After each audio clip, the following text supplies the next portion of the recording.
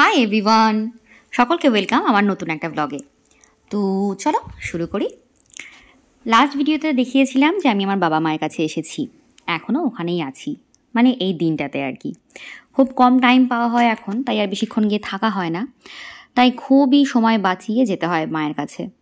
আর আমার মা বোঝে না যে ভিডিও করতে করতে সাইড থেকে এসে কথা বলতে নেই, তাই আমার মা পাশ থেকে এসে কথা বলতেই থাকে, আর আমিও এরকম করতেই থাকি, সো ইগনোর। এবারে বাড়ি গিয়ে দেখলাম যে আমার এই লাগানো গাছগুলোর ওপরে এই নীলকণ্ঠ ফুলের গাছগুলো হয়েছে। তো আমি বাড়ির বাইরে ঘুরে ঘুরে সব দেখছিলাম।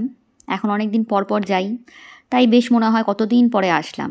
আর আগের দিন দেখিয়েছিলাম না যে আমাদের বাড়িতে গাছ কাটা হচ্ছে, তো এই দিনকে যে কাকুটা গাছ নিয়েছে তিনি আর কি ভ্যান পাঠিয়েছিলেন গাছগুলোকে আর কি নিয়ে যাওয়ার জন্য। তো গাছের ডালপালা যা কিছু ছিল সেগুলোই ওনারা নিয়ে গেছে, আর পাতাগুলো কিন্তু নিয়ে যায়নি, পাতাগুলো রেখে গেছে। তো আমাদের এখানে, মানে আমার এই গ্রামের বাড়ির এখানে, আমাদের বাড়িতে বলুন বা প্রত্যেকের বাড়িতেই বলুন, মাটির উনুন কিন্তু প্রত্যেকের বাড়িতে আছে, আমাদের বাড়িতেও আছে। যদি কখনো হোম ট্যুর দিই তাহলে অবশ্যই আপনাদেরকে দেখাবো। তো আগের দিন এই জিলিপি নিয়েছিলাম মেলা থেকে ফেরার পথে, তাই সকালবেলা সেই জিলিপিগুলোই খাচ্ছিলাম।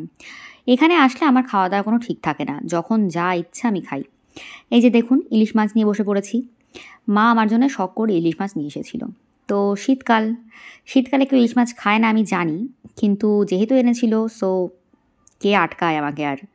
তো মাকে বললাম কোনো তরকারি করতে হবে না, কিচ্ছু করতে হবে না, জাস্ট আমাকে ইলিশ মাছটা ভেজে দাও, আমি ইলিশ মাছের তেল দিয়ে আজকে আলু সেদ্ধ দিয়ে ভাত খাবো। তো সকাল সকাল একদম বসে পড়েছিলাম। প্লিজ আপনারা কিন্তু লোভ দেবেন না, হ্যাঁ, কারণ এটা খেয়ে অলরেডি মানে বের করা হয়ে গেছে। Just kidding. তো যাই হোক, অনেক দিন পর এভাবে ভাত খাচ্ছি, মানে গরম গরম সিদ্ধ ভাত, তার সাথে ইলিশ মাছ ভাজা। আর শীতকাল হোক বা যে সময়ই হোক, ইলিশ মাছ দিয়ে এভাবে ভাত খেতে কিন্তু অল টাইম আমার ভালো লাগে। আর যারা যারা মাছ ভালোবাসো তারা তো নিশ্চয়ই আমার সাথে অবশ্যই তোমরা রাজি হবে। তো ব্যাস, আর আমাকে আটকায় কে, আমি একদম মনের আনন্দে সকাল সকাল ব্রেকফাস্ট করছিলাম।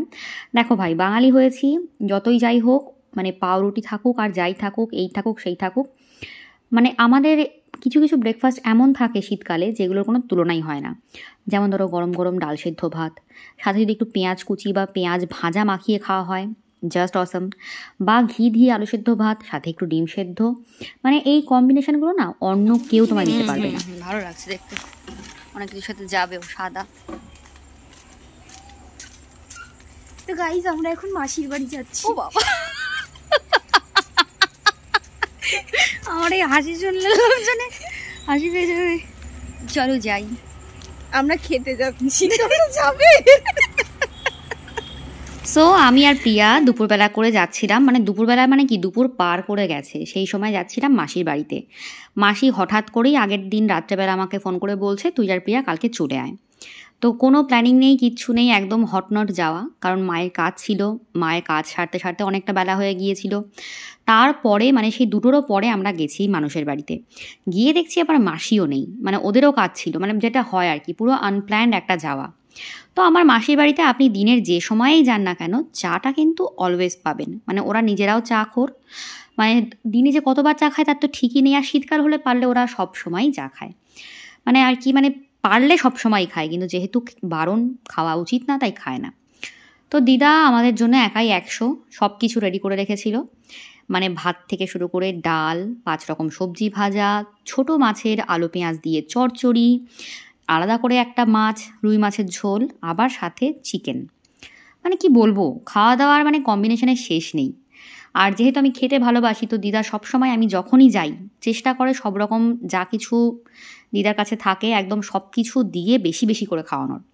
কিন্তু ওই যে পেট তো একটুখানি, কতখানি আর খাবো, তাই প্রত্যেকবারই দিদাকে রাগিয়ে দিই, কিন্তু কিছু করার নেই, যেটুকু ধরবে সেটুকুই তো খাবো বলো। তবুও মানে অন্যজনের থেকে কিন্তু আমি ভালো, মানে এই যে প্রিয়া, আমার হাজব্যান্ড অভি, ওরা কিন্তু একদমই মানে খাওয়া দাওয়ার দিক দিয়ে একদমই পিছিয়ে। সেই অনুপাতে আমি, আমার ভাই বা আমার মামার বাড়ির দিকে যতগুলো ভাই আছে, আমরা প্রত্যেকে যা দেবেন আপনি তাই খেয়ে নেব, মানে আমাদের অত বাছনাই নেই। আপনি আলু সিদ্ধ দিয়ে আলু সিদ্ধ দিয়েই খেয়ে নেব, আপনি আমাকে মাংস দিন, মাংস দিয়েই খেয়ে নেব, আমাদের ওসব কোনো ব্যাপার না। তো এরই মধ্যে ভাইও চলে এসেছিলো প্রায় ওর টিউশন থেকে, মোটামুটি তখন প্রায় 3:30। তো ও আবার বাড়িতে এসে, বাড়িতে ঢোকার আগে সাইকেল নিয়ে দুপাক এদিক ওদিক ঘুরে আসে, বেচারা সারাদিন তো টাইম পায় না। আর এখনকার ইংলিশ মিডিয়াম স্কুলগুলোর যা শিডিউল আপনারা সবাই জানেন, কোনো বাচ্চার নিঃশ্বাস নেওয়ার পর্যন্ত টাইম নেই। তাই এই টাইমগুলো ও টুকটাক করে বাঁচিয়ে বুঝিয়ে নিজের শখটাকে মিটিয়ে নেয়। আর এখন রিসেন্টলি সিটে চড়া শিখেছে, তো আলাদাই এক্সপিরিয়েন্স। যাকগে, আমি কিন্তু আমার সাইকেলে শেখাটা খুব কম সময়ের মধ্যেই শিখে নিয়েছিলাম। আপনাদের কেমন কি সময় লেগেছিল জানাতে পারেন কিন্তু। তো এই দিনকে আমার বাড়ি ফেরাও ছিল, মানে আমার এই বাড়িতেও ফেরা ছিল, তাই আমরা আর বেশি দেরি না করে ওই 5টার পরপরই বেরিয়ে পড়েছিলাম। আর এখন দেখছেন তো সন্ধ্যা কতটা তাড়াতাড়ি লেগে যায়। তো যাই হোক, কিছু করার নেই, মন খারাপ নিয়ে বাড়ি ফিরছিলাম, কারণ এই যে 2 দিন মানে দেখতে দেখতে চলে গেল। 2 দিনও না, মানে 1.5 দিনও না, এরকম আর কি। কারণ আগের দিন এসেছিলাম সেই 12:30টারও পরে, আজকে 5:30টার পরে আমাকে বেরিয়ে যেতে হচ্ছে। তো এই যে দেখছেন, আমি কিন্তু এখন লঞ্চে বসে ঘাট পার করছি। তো আমি এরকম যাওয়ার সময় বা ফেরার সময় 1 টাকা মা গঙ্গার উদ্দেশ্যে প্রণাম করে ছুড়ে দিই। শুধু আমি না, যারা যারা প্রতিদিন মা গঙ্গাকে পার করেন প্রতিদিন, তারা কিন্তু এটা করেন।